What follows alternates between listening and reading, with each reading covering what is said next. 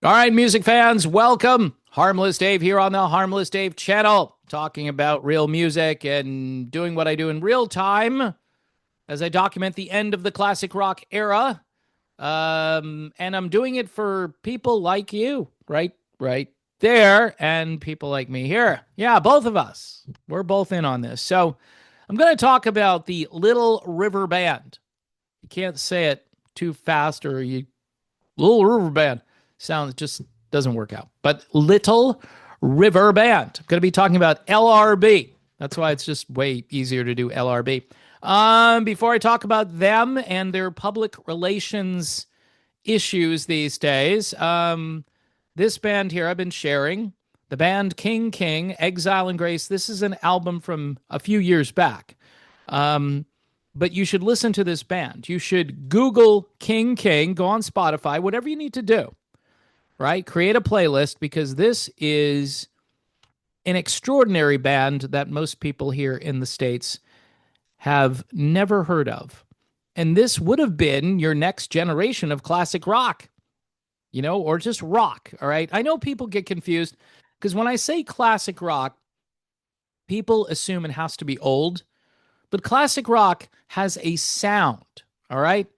Um, some people say, "Oh, it's dad rock." Okay, whatever you want to call it, dad rock, grandpa rock, whatever you want to call it. But it's guitars, bass, drums, real stuff, a few keyboards here and there, maybe a Hammond B3. All right. Um, but King King is really good. If you like Bad Company and or say like Paul Carrick, like Ace stuff, it's kind of right in there but a little more rockin' overall. So I'd say it's closer to Bad Company than Ace. But you can listen to it and then form your own opinion about it. All right. So let's talk about Little River Band, shall we? All right. So people who've followed me over the years know that at one point I was kind of like a spokesperson for the American version of the band. And I used to make fun of the names of the guys from Australia. And people from Australia, by the way, hated me, and deservedly so. Oh, man. Um, but guess what? I was wrong, and I learned. In fact, Graham Goebel reached out to me and said, "Hey, dude, you need to know the rest of the story. Can you have me on your show to explain everything?" I was like, "Yeah, all right, sure." And I did that.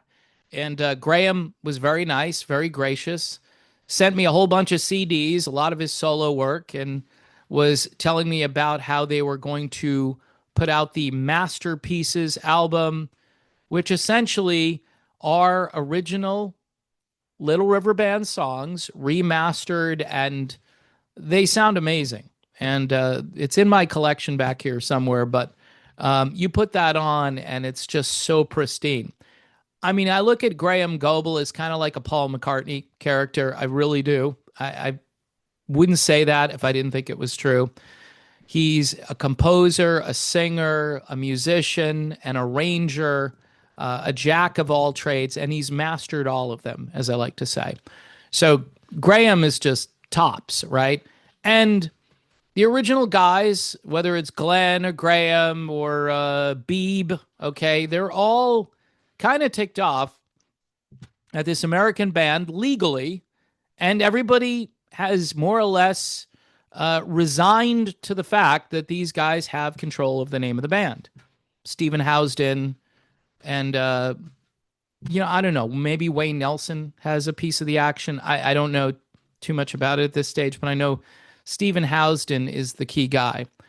And it just kept getting transferred. It's kind of like a deed that just kept getting transferred from one person to another person and there's actually a little documentary about everything that happened with LRB and how the name is where it is today. Well, the American band, if they post something, they get excoriated on social media.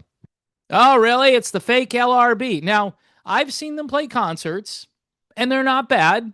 They're not as good as the original band. There's just no way that they are, but they do a fairly good job in a tribute band way to represent these songs.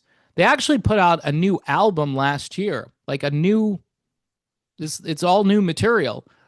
And I went and listened to it, and it's kind of like, I don't know how to describe it. It's like good time pop country. All right. It does not sound anything like what LRB put out in the 70s or the 80s for that matter. Just completely divorced from that sound, which is tragic because they should have at least tried to make an album that sounded like vintage LRB. They didn't do that. But it's pretty good music for what it is. It just doesn't sound like Little River Band to me. So getting back to how do you fix it? How can you fix this public relations nightmare? Because the walls, at least when it comes to the fans putting up with this stuff, they're kind of closing in a little bit, but there are still a group of people that don't care and don't know. So here's what you do. Prior to the beginning of every concert, you run some video. You put together a little mini documentary about how this band got started, who the main players were, all the hits, who wrote the songs.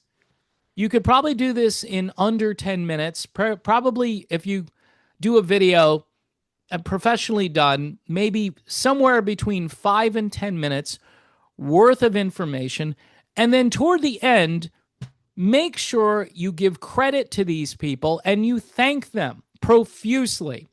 Because without these songs, there would be no current version of this band to perform these songs. Let the fans know and urge them to go out and purchase these original albums.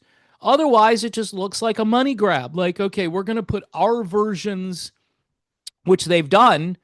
They've put their versions of songs that the original band originally wrote and so forth, and the original versions are way better than these redos. They have albums like rearranged and with an orchestra and all this stuff, and that's interesting and all.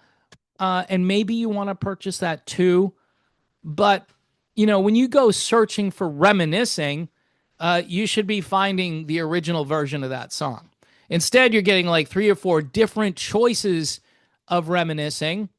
And most people, if they're driving down the road and they're about to veer off the side because they're messing around with their phone, trying to sync their phone to their Bluetooth or whatever, and then they look for the song and they click on it and it starts to play and they don't have time to mess around anymore. And it starts to play 8 different than the original version of the song. Guess who gets that credit? The current band gets that credit.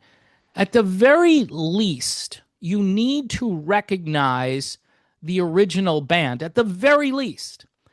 And you should be doing a better job at separating what you're doing currently with what they did in the past. And there's so much material, by the way, that this band did, especially in the 80s, that didn't really land here in the United States all that well. I have this album called Monsoon that came out 90 or 91 in that time frame, or maybe even 89. Could even be 88. Let me say it came out in 88. I started in the early 90s. I think it might have been 88.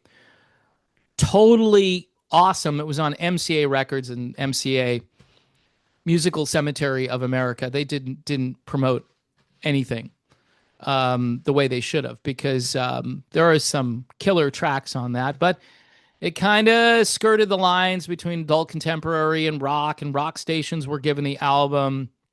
I played it, and then the program director comes in and says, hey, this is LRB. This is for the radio station down the street, WCOD. What are you doing?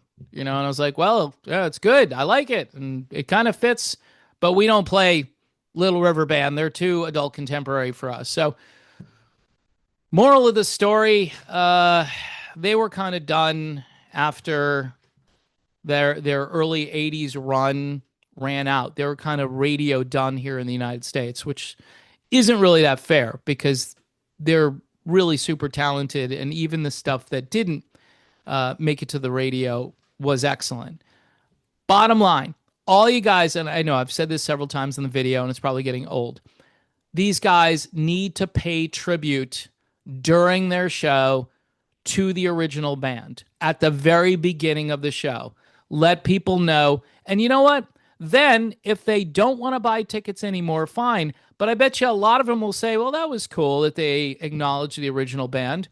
Instead, it's kind of like you're hiding these guys. It's like, yeah, this band from Australia, I mean, they existed. No, you can put it on on your website as like a footnote, or you can put it front and center and say, we owe what we're doing now to these men who made some of the greatest music ever, which I believe LRB is an upper echelon band, whether you think so or not.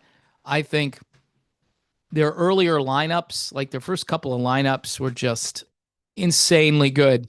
Like not just great songs, but great musicians and a very original sound, even though some people could make comparisons to bands like the Eagles or Poco or Firefall or whatever. Um, LRB was their own thing. And it's that Australian super melodic influence that's in there. They're super creative people. That's all I know. And they should be acknowledged. So that's my plan. All right. It would take and by the way, I think the guys, even though they'd still be pissed off, the guys in Australia, they're like, well, at least they're giving us a little credit, because I know the guys in Australia would prefer that this stop, but I think they've run out of gas trying to do it, you know. And even though like Burton Cummings and Randy Bachman were successful in shutting down the band that called itself the Guess Who, these guys are older, or maybe they're not older age-wise, but they've been removed from this for some time, and they just want to get some credit for it. And do they deserve more revenue? Absolutely. They do. These songs are played a lot on adult contemporary stations, and they seem to be played as much, if not more, than they used to be played. Now, this whole idea, because this band comes to town, that the catalog is going to be played more and these guys need to shut up, that's to be expected. If you're out there, these guys will earn some revenue from the fact that radio stations are playing their songs a little bit more. But that doesn't make up for failing to mention who they are, okay? And you need to do it at the concerts, because people aren't going to the website. People really don't care about your new album that you put out last year. They really care about where these songs came from, because many of these fans lived through that era. And that's why people go back and listen. And that's why they go back and attend these concerts, because it's nostalgia. And so just be honest. That's all. Be honest.